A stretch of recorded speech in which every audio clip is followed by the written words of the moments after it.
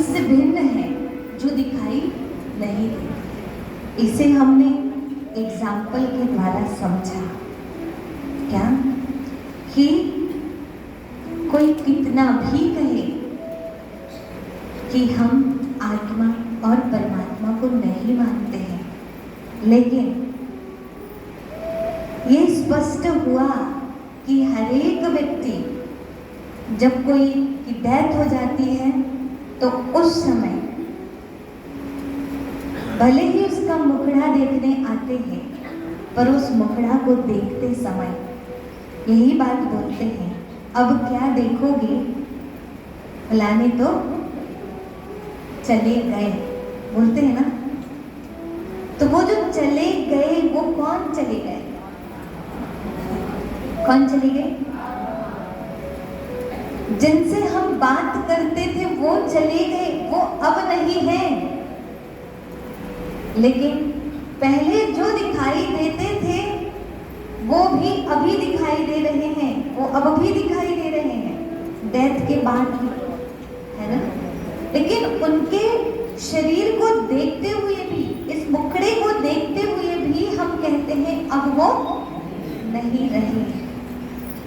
तो जो एनर्जी थी, जो आत्मा थी, जिसे रूह कहते, कोई स्पिरिट कहते, शक्ति कहते, ऊर्जा कहते, पंछी कहते, पिंजड़ा छोड़कर पंछी चला गया। इसी बात को श्रीमद् भगवत गीता में भगवान ने अर्जुन को समझाया दूसरे अध्याय में, जिसका नाम है सांख्य योग। प्रथम अध्याय को कहते हैं विषाद योग। इंसान विषाद में तब तक रहता है, टेंशन में तब तक रहता है जब तक उसको खुद का बोध नहीं है कि मैं कौन हूं। वो डरता रहता है, भयभीत होता है, मर जाने का भय, बीमारी का भय, अपनों के खो जाने का भय। लेकिन जिस दिन उसको स्वयं का बोध हो जाता है, ये सारे डर से, भय से मुक्त हो जाता है, निर्भय बन जाता है। ऐसे ही संपूर्ण दुखों से वो ऊपर उठ सकता है। उसका एक ही आधार है आत्मज्ञान। इसलिए पहला ज्ञान दिया भगवान ने अर्जुन को, आत्मकथा सुनाई। इसके बाद अर्जुन को क्या कहते हैं? हे अर्जुन, सर्वधर्मानि परित्यज्य मामेकं शरणं व्रज। तू ये देह सहित देह के सब कर्तव्य कर्मों को, सब धर्मों को, सब संबंध को मुझ में अर्पण कर और तू मेरी शरण में आ जा। एक बात। दूसरी बात क्या कहते? मन मनाभो मद भक्तो मध्याजी माम नमस्कुरु। मन ही मन में तू मुझे याद कर, मुझको प्रणाम कर, मेरी शरण में आ, मेरा ध्यान कर, बस मुझे याद कर, मुझे याद कर, बार बार कहते हैं। अर्जुन कहते हैं किसे याद करना है? क्या मेरे मामा के बेटे को याद करना है? अब आज जिस विषय पर हम सभी चर्चा करने जा रहे हैं, ये श्रीमद् भगवत गीता का अद्भुत गुह्य ज्ञान है। पहले ही हम आपसे पूछ लेते हैं, गीता ज्ञान दाता कौन है? जो अभी तक नहीं सुने इन बातों को, बोलिए, गीता ज्ञान दाता कौन है? सारी दुनिया किसे कहते हैं? श्री कृष्ण। हर एक के दिल से यही जवाब निकलता है, श्री कृष्ण जी ही गीता ज्ञान दाता है। अगर ये जवाब इतना सिंपल होता, इतना सरल तरीके से समझने लायक होता, तो अर्जुन को इतने सारे प्रश्न नहीं करने पड़ते। क्या प्रश्न करते? मैं किसे याद करूं? आपका स्वरूप क्या है? वो कहते हैं मुझे याद करो। तो क्या मैं ये जो दिखाई दे रहा हूं उससे याद करूं? मैं जिसे याद करूं उसका स्वरूप क्या है? केसु केसु च भावेषु चिंतो असि भगवन् मया। किस किस भाव से, किस रूप में आपका चिंतन करूं भगवान, मुझे बताइए। तो भगवान ने अपना वास्तविक रूप जो है श्रीमद् भगवद गीता के अलग अलग अध्यायों में स्पष्ट किया है। सबसे अधिक 7वां अध्याय, 9वां अध्याय, 10वां अध्याय, 11वां अध्याय में परमात्मा अपने स्वरूप के बारे में बताते हैं, अपनी वास्तविकता बताते हैं।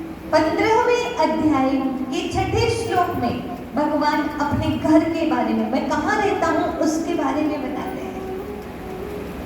तो आज हम सभी उस जगत नियंता, गीता ज्ञान दाता परमात्मा से मिलन मनाने जा रहे हैं। श्रीमद् भगवद गीता के आधार पर ही पहले हम क्यों समझ रहे हैं? क्योंकि श्रीमद् भगवद गीता को कहते हैं सर्वशास्त्रमयी शिरोमणि श्रीमद् भगवद गीता। इसकी रचना करने के बाद वेद व्यास जी ने कहा है, वैष्णवी तंत्रसार नामक ग्रंथ में एक बड़ा सुंदर श्लोक आता है, गीता की महत्ता बताता है वो श्लोक। क्या कहते हैं? सर्वोपनिषदो गावो दोग्धा गोपाल नंदनः पार्थो वत्स सुधीर भोक्ता दुग्धाम गीतामृतं महत्। सर्व उपनिषद को एक गाय के अंदर डाल दिया जाए, गाय में समाहित कर दिया जाए, सारे 108 उपनिषद जो है, और उसमें से गाय के स्तन से दूध निकाला जाए, तो वो दूध जो होगा वो कहलाएगा श्रीमद् भगवद गीता। और उस गीता रूपी दूध को जो निकाल रहे हैं वो कौन है? निकालने में मदद कर रहे हैं वो कौन है? ग्वाले का पुत्र कृष्णा, मददगार। और उस दूध को रसपान जो कर रहे हैं, पी रहे हैं, वो कौन है? अर्जुन रूपी बछड़ा। अर्जुन बछड़ा है गीता ज्ञान रूपी दूध को पीने वाला। और ये गीता का ज्ञान क्या है? सर्व उपनिषदों का जोड़ है, सार है, जिसके लिए सारे उपनिषदों की भी महिमा अगर जाने तो आज के समय में सर्वोत्तम ज्ञान वेदों और उपनिषदों में ही है, ये कहा जाता है। और उन सबका आज पढ़ने का वक्त नहीं है। 4 वेद, 108 उपनिषद, तो उसके लिए भी एक तरीका है कि गीता पढ़ लीजिए। गीता सुगीता कर्तव्या किमन्ये शास्त्र विस्तरे। गीता जी को पढ़ने के बाद किसी अन्य शास्त्रों के विस्तार की आवश्यकता नहीं पड़ती है। ये भी मुनिवर वेद व्यास जी ने स्पष्ट किया। इसलिए हमने गीता जी को लिया, इसके माध्यम से हम उस सर्वोच्च सत्ता को जान सकते हैं। इसमें जो भगवान है वही पूरे सर्व ब्रह्मांड के, सर्व संसार के नायक है। तो उन परमात्मा को आज हम गीता जी के द्वारा जानते हैं। अर्जुन प्रश्न करते हैं, भगवान कहते हैं मुझे याद करो, मेरे स्वरूप को जानो। अर्जुन कहते हैं आपका स्वरूप कैसा है? क्या इस संसार में सब लोग नहीं जानते आपके रूप को? तो कहते हैं नहीं अर्जुन, मनुष्याणाम सहस्रेषु कश्चित् तथैव सिद्धये यद्दामति। क्या कह रहे हैं यहाँ पे? मनुष्याणाम सहस्रेषु कश्चित् तथैव सिद्धये यत्तानपि सिद्धानां कश्चित् मा वेत्ति तत्त्वतः। कह रहे हैं कि हजारों मनुष्यों में भी कोई विरला है जो मेरे यथार्थ स्वरूप को पहचानने का प्रयत्न करते हैं, और उन प्रयत्न करने वालों में भी कोई विरला है जो मेरे यथार्थ स्वरूप को पहचान पाता है। 2 बातें, हजारों में कोई मुझे पहचानने का प्रयत्न करते हैं, और उन प्रयत्न करने वाले, ये समझ लीजिए कल बोला गया था, आज भगवान के बारे में यहाँ बताया जाएगा। ठीक है? अब भगवान को जानने की इच्छा से मान लो इतने लोग आ गए। ठीक है? अब इतने में से भी बताने के बाद भी विरला ही कोई पहचान पाता है। ये एग्जाम्पल के लिए बताया, ऐसे एग्जाम्पल कि पर्चे बटे, सब कुछ हुआ, उसमें से इतने जानने की कोशिश से आए। अब इनमें भी कोई विरला है जो उनके यथार्थ स्वरूप को पहचान पाएंगे। तब अर्जुन कहते हैं, ये दुनिया में जो पूजा कर रहे हैं, तो क्या वो लोग भगवान के वास्तविक रूप को नहीं जानते? तो क्या कहते हैं? नहीं अर्जुन, ये लोग जो पूजा कर रहे हैं, मुझे मानते हैं सबकी भावनाएं अलग अलग। कैसे? तो कहा, चतुर्विद्या भजन्ते माम जनाः सुकृतिनः अर्जुन। अर्थार्थी जिज्ञासु ज्ञानी च भर्तृसभः। क्या कह रहे हैं? 4 प्रकार के भक्त मुझे भजते हैं। एक आर्त, दूसरा अर्थार्थी, तीसरा जिज्ञासु, चौथा ज्ञानी। आर्त माना जो मुझे संकट के समय याद करे। पहले उसको भगवान से कोई मतलब नहीं है, जब संकट आ जाता है तब बस भगवान अब तू ही है, क्योंकि डॉक्टर ने भी बोल दिया ये हमारे बस की बात नहीं है, अब इन्हें भगवान भरोसे छोड़ दो। तब कहते हैं भगवान अब आप ही हैं, आपके सिवाय हमारा कोई, संकट में याद करते हैं। दूसरा अर्थार्थी, जो सांसारिक प्राप्तियों के लिए याद करते हैं।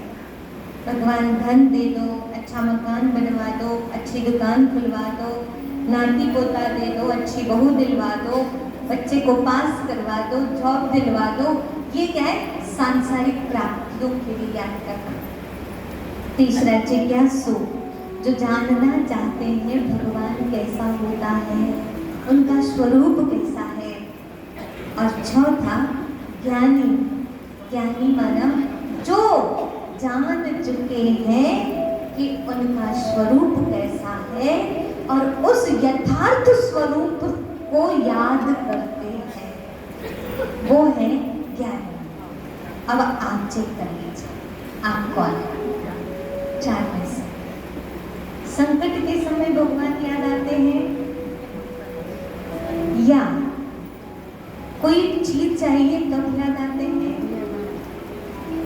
या जानने की इच्छा है इसलिए कहीं प्रवचन होते हैं, कहीं भी भगवान की चर्चा चलती है तो वहां पहुंच जाते हैं, या जान चुके हैं और हम दुनिया में कहीं भी चले जाएं, जान करके हम कहीं पर भी बैठ जाए उसी स्वरूप को याद करेंगे।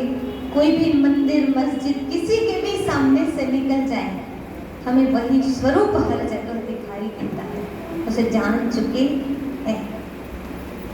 अब चेक करिए, अपनी अपनी चेकिंग करिए। अच्छा, अर्जुन कहते हैं ठीक है ये 4 प्रकार के हैं, ये तो मैं मानता हूँ, लेकिन इनमें से सर्वश्रेष्ठ कौन से? तो कहते हैं अर्जुन, इनमें से उदाराः सर्व एव एते ज्ञानी तु आत्मा एव मे मतम्। मतलब वैसे तो सभी भक्त उदार हैं, लेकिन सभी ठीक है, सभी अच्छे हैं, लेकिन इनमें से ज्ञानी तो आत्मा जो है वो मुझे अत्यंत प्रिय है। अर्जुन, ज्ञानी तो आत्मा प्रिय है। तब क्या कहते हैं? अर्जुन कहते हैं मुझे ज्ञानी तो आत्मा बनना है, आपको जो अत्यंत प्रिय है वही मुझे बनना है। पर ज्ञानी तो आत्मा कैसे बनूं? मुझे भी आपका यथार्थ स्वरूप जानना है। तो कहते हैं यान्ति देवव्रता देवान् पितॄन् यान्ति पितृव्रता भूतानि यान्ति भूतेज्या यान्ति मध्यजिनोऽपि माम्। 9वें अध्याय का 25वां श्लोक में बताया कि अर्जुन, देवताओं की पूजा करने वाले देवताओं को प्राप्त होते हैं, पितरों की पूजा करने वाले पितरों को प्राप्त होते हैं, भूतों की पूजा करने वाले भूतों की योनि में जाते हैं, और जो मेरी पूजा करते हैं वो मेरे पास आते हैं, मेरे पास। फिर अर्जुन को लगा कि आपकी पूजा करने वाले आपके पास आते हैं तो आप कौन हैं? क्या ये जो दिख रहा है इनको याद करो, जो सामने खड़े हैं उनको याद करो, जो गीता ज्ञान मुझे दे रहे मुझे यथार्थ स्वरूप बताइए। तब कहते हैं अर्जुन, अव्यक्तम व्यक्तिमापन्नम मन्यते माम अबुद्धयः। मैं अव्यक्त हूं, लेकिन मुझे लोग व्यक्त रूप में मान लेते हैं। मूढ़मती लोग, बुद्धिहीन लोग मुझे अव्यक्त को कैसे मान लेते हैं? व्यक्त रूप में मान लेते हैं, शरीर रूप में मान लेते हैं। जैसे कोई शरीर छोड़ता है तो कहते हैं अव्यक्त हो गया, बोलते हैं ना, अव्यक्त हो गया, माना व्यक्त देह छोड़ दी, अब वो निकलकर आत्मा चली गई, यानी अव्यक्त हो गई। तो भगवान कह रहे हैं मैं अव्यक्त हूं, लेकिन बुद्धिहीन लोग मुझे व्यक्त रूप में मान लेते हैं।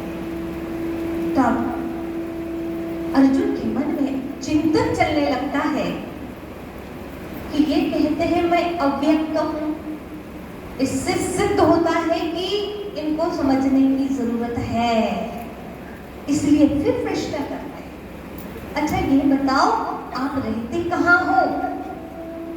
रहते कहाँ हो? तब कहते हैं न तद भाष्यते सूर्यो न शशांको न पावकः यद गत्वा न निवर्तन्ते तद्धाम परमं मम।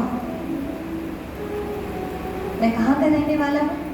जिस परम धाम में न सूर्य न चंद्रमा न अग्नि जिसे प्रकाशित कर सकते हैं, इनके प्रकाश की जहाँ जरूरत ही नहीं है, स्वयं प्रकाशवान मेरा घर परम धाम है। मैं वहाँ का रहने वाला हूँ जहाँ जाने के बाद इस मृत्यु लोक में कोई वापस नहीं आता है, वो मेरा परम धाम है। तब फिर कहते हैं तो वहां से आते कब हो? तो कहते यदा यदा हि धर्मस्य ग्लानिर्भवति भारत अभ्युत्थानमधर्मस्य तदात्मानं सृजाम्यहम्। जब जब धर्म की हानि होती है, ग्लानि होती है, अधर्म की वृद्धि होती है, तब तब हम अपने आप को साकार रूप में रचते हैं। अब क्यों आते हो? तो क्या कहते हैं? क्यों आते हो जब पूछा तो कहते हैं परित्राणाय साधूनां विनाशाय च दुष्कृतां धर्म स्थापनार्थाय संभवामि युगे। साधुओं का परित्राण करने, दुष्टों का नाश करने हमें आना पड़ता है। अच्छा, यहाँ पर कई बार ऐसे लगता है साधुओं का परित्राण करने, दुष्टों का नाश करने, तो भगवान क्या करेंगे? कोई साधु लोग रहेंगे उनका उद्धार कर देंगे, और जो दुष्ट लोग रहेंगे उनको मार काट के खत्म कर देंगे। क्या ऐसा होता है कुछ? हाँ, ऐसा होता है? भगवान किसी दुष्टों को नाश करने आते हैं? ऐसा नहीं। इसका अर्थ को समझिए, साधुओं का उद्धार करने मतलब परित्राण करने, यानी जिनमें जो साधु पुरुष हैं या जिन साधुओं में साधुता का अभाव है उनके अंदर साधुता ले आते हैं, और जिन लोगों के अंदर दुष्टता है उनके बुराइयों को, दुष्टता को नाश करते हैं। भगवान व्यक्ति को मारने नहीं आते, भगवान व्यक्ति के अंदर की पशुता को, दुष्टता को, बुराइयों को मारने के लिए आते हैं। क्लियर हुआ? आपको क्या लगता है, व्यक्ति को मारने आते हैं कि बुराइयों को मारने आते हैं? क्योंकि वो आते ही उनका मकसद देखिए ना, किस लिए आते हैं? अधर्म का नाश और सत्य धर्म की स्थापना के लिए आते हैं। हम कहते हैं ना, अधर्म का नाश हो, सत्य धर्म की स्थापना हो, धर्म की जय हो, बोलते ना। तो कहाँ है धर्म? हमारे अंदर धर्म आ जाए, हमारे अंदर का अधर्म का नाश हो जाए, तो अधर्म नाम का कोई व्यक्ति नहीं है। हमारे अंदर जो अधर्म है उसको खत्म करने आते हैं। अच्छा, फिर कहते हैं कि आप आते हो, अधर्म का नाश करते हो, मुझे ये बताओ कि आपको मैं याद करूं, आप कहते हो मुझे याद करो तो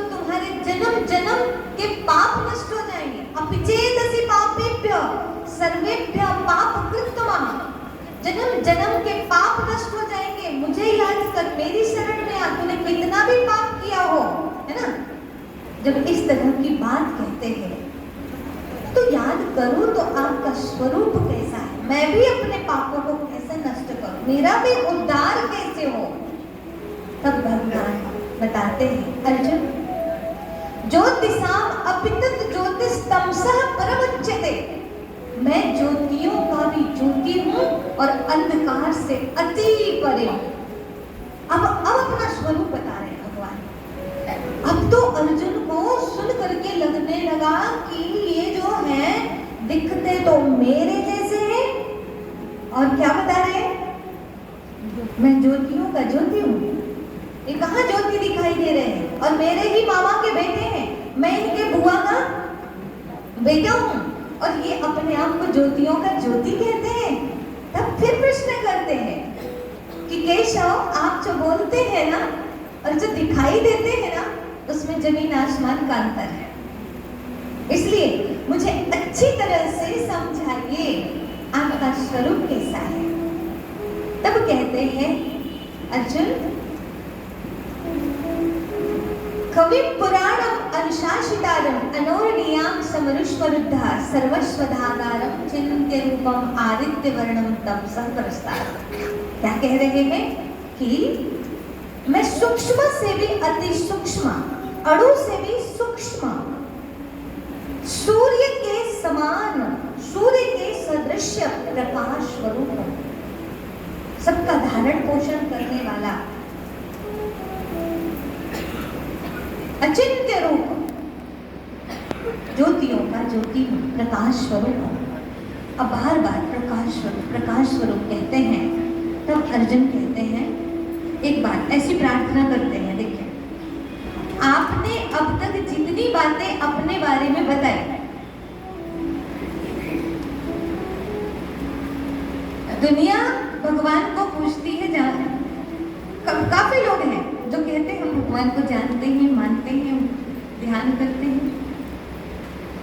आप जो बता रहे हो वैसा तो मैंने दुनिया में नहीं देखा, इसलिए आप इसे क्लियर करिए। और ये दुनिया में जो ऋषि मुनियों ने बताया भगवान के बारे में, वो क्या है?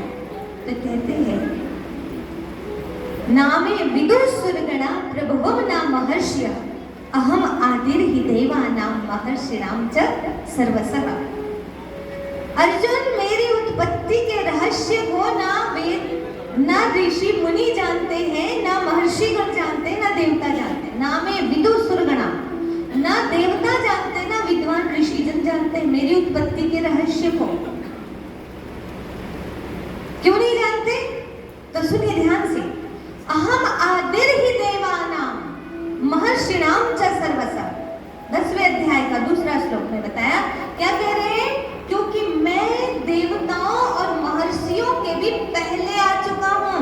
अहम आदिर्हि देवानां महर्षिणां च सर्वसः, देवताओं और महर्षियों के पहले मैं आ चुका हूँ, इसलिए मेरी उत्पत्ति के बारे में ये लोग सही सही नहीं बता सकते। ये तो ऐसे हुआ, ऐसे भी है जैसे आपकी जन्म कहानी आपके पिताजी स्पष्ट तरीके से बताएंगे कि आपके पिताजी की जन्म कहानी आप स्पष्ट तरीके से बताएंगे? हाँ, हम पिताजी की अगर बताएंगे ना तो जो सुनी सुनाई है वो बताएंगे, लेकिन पिताजी हमारी बताएंगे तो सत्य बात बताएंगे, देखी हुई बात बताएंगे। तो भगवान अर्जुन को यही कह रहे हैं कि ऋषि मुनि भी हमारे बारे में सत्य नॉलेज नहीं दे सकते, क्योंकि इनके पहले हम आ चुके हैं। और ये जो बता रहे हैं ये अपने अनुभव से बता रहे हैं, क्योंकि हर किसी ने भगवान को जानने की कोशिश की है, और जितना जितना जिन्होंने जाना है उतना उतना लोगों ने बताया है। इसलिए अर्जुन, हमारे बारे में हम ही बता सकते हैं। और क्या कहते हैं? ना हम वेदेर न तपसा ना दाने ना चेचिया, हम ना वेद से ना तप से ना दान से ना यज्ञ से मिलते हैं। हमारा स्वरूप हम स्वयं ही आकर जो है जैसा है अपने अपने बारे में हम खुद ही बताते हैं। इतना स्पष्ट किया। तब अर्जुन हाथ जोड़ के कहते हैं, आपने अब तक अपने बारे में जितनी बातें बताई है ना भगवान, आपकी हर बात को मैं मानता हूँ, अभी ऐसे मान लिया है, मैं मानता हूँ, लेकिन जितनी बातें बताई है वैसे आप दिख नहीं रहे हो। इसलिए मैं चाहता हूँ कि जो आपने बताया है वैसा मुझे रूप दिखाओ। समझ रहे क्या कह रहे हैं? स्वयमेव आत्मना आत्मानं वेत्थ त्वं पुरुषोत्तम। आप स्वयं ही स्वयं को जानते हैं पुरुषोत्तम। भूत भावन भूतेश देव देव जगतपते, हे संपूर्ण भूतों के ईश्वर, देवों के देव, जगत के पिता, हे पुरुषोत्तम, आप स्वयं ही स्वयं को जानते हैं। मेरी करबद्ध प्रार्थना है कि आप जो बता रहे हैं वो रूप दिखाइए। अब जाके सही बात पूछा, जो बता रहे हैं वो रूप दिखाइए। भगवान कहते हैं अर्जुन हम दिखा तो दें, लेकिन आप इस हमारे उस स्वरूप को इन आंखों से नहीं देख पाओगे। क्या कहते हैं? इन आंखों से तुम हमारे स्वरूप को नहीं देख पाओगे। तब फिर कहते हैं क्या आप इतनी सी कृपा दृष्टि नहीं कर सकते मेरे ऊपर? ऐसे भी कहते हो तू मेरा अत्यंत प्रिय सखा है और मैं आपका प्रिय हूं, तो क्या इतना सा मेरे लिए नहीं कर सकते, मुझे अपना रूप दिखा सको? तो कहते हैं ठीक है अर्जुन, हम तुम यदि हमारा रूप देखना चाहते हो तो इन आंखों से तो नहीं देख पाओ। 11वें अध्याय का 8वां श्लोक क्या कहते हैं? भगवान कहते हैं अर्जुन इन आंखों से तुम मुझे देखने में समर्थ नहीं हो, ना तुमाम शक्य से दृष्टुम अननेव चक्षुषा दिव्यम ददामि ते चक्षु पश्यमे योगमेश्वरम।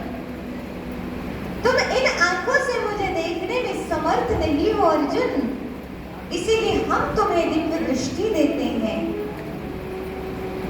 दिव्यम ददामि ते चक्षु, हम तुम्हें दिव्य चक्षु देते हैं। पश्यमे योगमेश्वरम, हमारी योग शक्ति को इस शरीर में दे। इसमें देख, आपके जो मामा का बेटा है, ये जो खड़ा है, इस शरीर में हमारी योग शक्ति को देख। जो हम बोल रहे हैं वो कौन बोल रहे हैं, उस स्वरूप को देख। तब फिर अर्जुन सावधान हो जाते हैं। अर्जुन को दिव्य दृष्टि भगवान देते हैं और अर्जुन अपने अब इन आंखों को यूज नहीं कर रहे। अब अर्जुन अपने दिव्य चक्षु के माध्यम से देखने के लिए तत्पर है भगवान के विराट स्वरूप को, दिव्य स्वरूप को, वास्तविक रूप को। तो आप सभी भी तैयार हो जाइए। क्या आपके पास दिव्य चक्षु है? दिव्य चक्षु माना क्या? आपको क्या लगता है केवल अर्जुन का ही तीसरा नेत्र खुल सकता है, हमारा नहीं? अर्जुन माना जिसका तीसरा नेत्र खुल चुका है, उसी का नाम अर्जुन है। जिसके अंदर इतनी अभिलाषा है परमात्मा को जानने की, उनके वास्तविक स्वरूप को जब तक जान नहीं लेता तब तक पीछे पड़ा रहता है गुरु के या ऐसे तत्वदर्शी संतों के पीछे लगा रहता है कि हमें उस स्वरूप के बारे में बताइए। उसको कहते हैं अर्जुन, ज्ञान अर्जन करने वाला। और फिर बताया कि तीसरा नेत्र मतलब जैसे अभी आप यहाँ बैठकर ज्ञान के आधार पर, समझ के आधार पर कोई चीज को देख पाते, तो इन आंखों से तो नहीं देखते ना, लेकिन समझ के आधार पर देख पाते हैं। इस शरीर के अंदर जो शक्ति है, जो शरीर छोड़कर चली जाती है, तो शरीर छोड़कर जो शक्ति निकल जाती है, क्या वो दिखाई देती है? नहीं, पर चला गया इतना तो बोलते हैं। वो नहीं रहे, चले गए, तो वो वो जो चली गई उस शक्ति को भी जानने के लिए तीसरे नेत्र की जरूरत पड़ती है, और परमात्मा को जानने के लिए भी, अनुभव करने के लिए भी तीसरे नेत्र की जरूरत पड़ती है। तो हमारा वास्तविक रूप हमने कल देखा, कल समझा, और अब कल तो बताया है, थोड़ा अभ्यास कराया है, लेकिन अब इसको आप निरंतर अभ्यास करते रहेंगे, तब जाकर के खुद से अपने आत्म स्वरूप का दर्शन करना, अनुभूति करना, आत्म साक्षात्कार। इसके लिए अभ्यास चाहिए, और वही परमात्मा स्वरूप का दर्शन के लिए अभी केवल जानकारी मिल रही है, और इसमें से कई होंगे जो अभ्यास करते होंगे तो वो अभी ही उसकी अनुभूति कर पाएंगे। ठीक है, तो चलिए सभी तैयार हो जाइए, अपने बुद्धि रूपी नेत्र को खोल करके बैठिए। अंदर में ये जिज्ञासा हो जानने की कि भगवान मुझे अपना वास्तविक रूप का अनुभूति कराए। ठीक है, लगन हो। माता पार्वती के अंदर कितनी लगन थी, हमेशा पूछती रहती थी कि आपके बारे में सत्य ज्ञान दीजिए। अर्जुन के अंदर कितनी लगन थी, राजा परीक्षित के अंदर में लगन थी। ऐसी लगन लगा करके बैठिए तो ये कथा सार्थक हो जाएगी। देहभान को हटाइए, ये देहभान को हटाइए, एकदम शरीर जैसे कि है ही नहीं है, जड़ हो जाए शरीर।